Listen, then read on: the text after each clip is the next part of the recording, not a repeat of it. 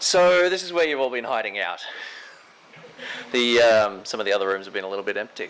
Hi, my name's Max. I'm currently working at IAG, and you might think from the title of this presentation that I'm passionate about Composer, and I'm not.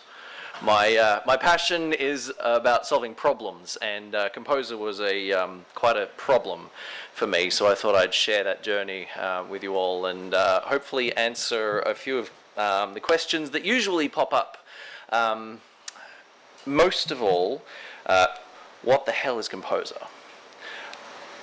Now, it took me a long time to answer this question for myself, and any time I asked somebody who I thought might know, they just kind of laughed at me like I was asking them what is water or is the sky blue. So for those of you who haven't yet caught on, does anyone here actually not know much about Composer yet? Because this is a beginner workshop. Okay, a few of you, wonderful. So I'm going to talk to you guys at the back there.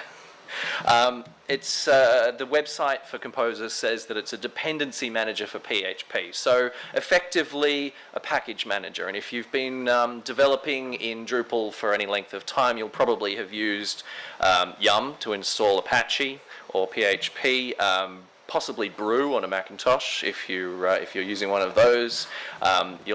If you're doing front-end stuff, you'll have used Node.js, and all of these package managers have similar syntax, as you can see. Hey, package manager, please install this program for me. And Composer does roughly the same kind of thing, but it's weird. So when I first came across Composer and I saw this Composer require Drupal paragraphs, I'm like, who's requiring it? What does require mean? Why can't it just be install? That question really plagued me for quite a while until I realized that what you're doing here is telling Composer that I require paragraphs from the Drupal repository. Or my project requires Drupal paragraphs, as opposed to saying install this module for me. So it does make a certain amount of sense, but it's unfamiliar, it's weird, it's not what we're accustomed to as developers. So most of the internet says using Composer is best practice, and so did those people who kind of smiled at me like I was asking if the sky was blue. But whenever anybody tells me, I don't know about you, but whenever anyone tells me, oh, that's best practice, I turn into a toddler. Why? Why is it best practice? Oh, it's just the best way to do things. Why? Because hundreds, maybe thousands of developers, the best minds around the world say so. But why? It's more efficient. It's better. And so I set out to answer that question for myself. And hopefully I'll save you a few hours of searching and trial and error and pain that I went through.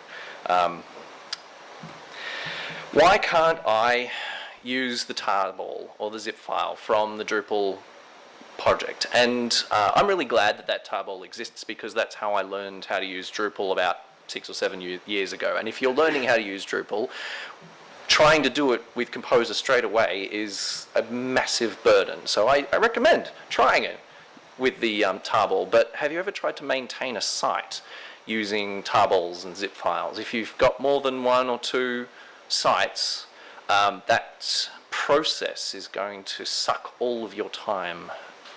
And so then we get to the holy grail of Drupal tools, Drush. Why can't I just use Drush like I have for years in Drupal 7? Drush DL paragraphs, go. Drush EN paragraphs. I've downloaded and installed a module, and it's ready to go. Unfortunately, I'm here to tell you that as of Drush 9, which applies to the current stable version of Drupal 8, there's this nasty little thing on the install page that says Drush 9 only supports one install method. It requires that your Drupal 8 site be built with Composer and Drush be listed as a dependency. So you can't use Drush anymore for downloading and enabling files in Drupal 8 once Drush 9 becomes the only compatible version with Drupal 8, which hasn't quite happened yet, I think. I wouldn't know because I'm using Composer anyway, but I think it will happen fairly soon. So you need to, if you are working with Drupal 8 or are planning to, you're going to need to learn how to use Composer in order to have all of the wonderful magic that Drush provides, and that is an entirely different talk done by somebody else. I hope this weekend. I saw a poster up about Drush, but maybe it's not going to happen. So it's kind of looking like best practice equals only option, yes? Sometimes that is the case, and then you're asking, I'm still asking why. Why is it the only option? Why have they taken all of my tools away from me? There's no fun left in this anymore. All the decisions are made for me. So I still went and looked a little bit deeper. Why is this the case? Now Drupal 7 it's a pretty big program with 1,000 files and 326,000 lines of code, give or take a bit. And I went digging yesterday to see how many Drupal 8 had, and having seen a few commits or pushes between different versions of Drupal in my environments, I wasn't surprised to find there is more than 1.5 million lines of code just in the tarball downloaded from Drupal.org. So that includes all the Composer vendor files, that includes all of the stuff that Composer would give to you if all you did was ask.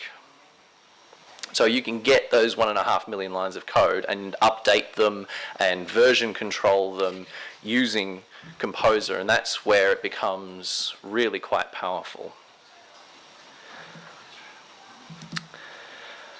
So, I hope at this point, and I think I'm actually moving through my talk quite quickly, but we'll see.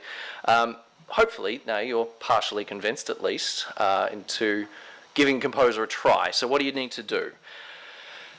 Install Composer itself. It's a program, just like PHP is a program, so you can get it through Brew. You can do it manually if you're using a Windows machine. Pick a template for a Drupal project, and these are all links, and I've also tweeted the slide deck to #DrupalSouth, so you can have a look at these links and the further reading on the next page as well. So there are templates on Drupal.org that give you options for how to build a Drupal site, either with a dockroot as a subfolder or dockroot as the root directory, and they're really, really useful as ways to figure out how on earth this thing works. Then there's a few commands you can try, and this is all command line stuff. Require simply installs a module and then adds the definition to the files that Composer uses to determine what it needs to do when you move it to another location. Remove, self-explanatory. Update also. You can get a specific version of a module just by telling Composer which one you want, and the syntax is freely available online in the documentation.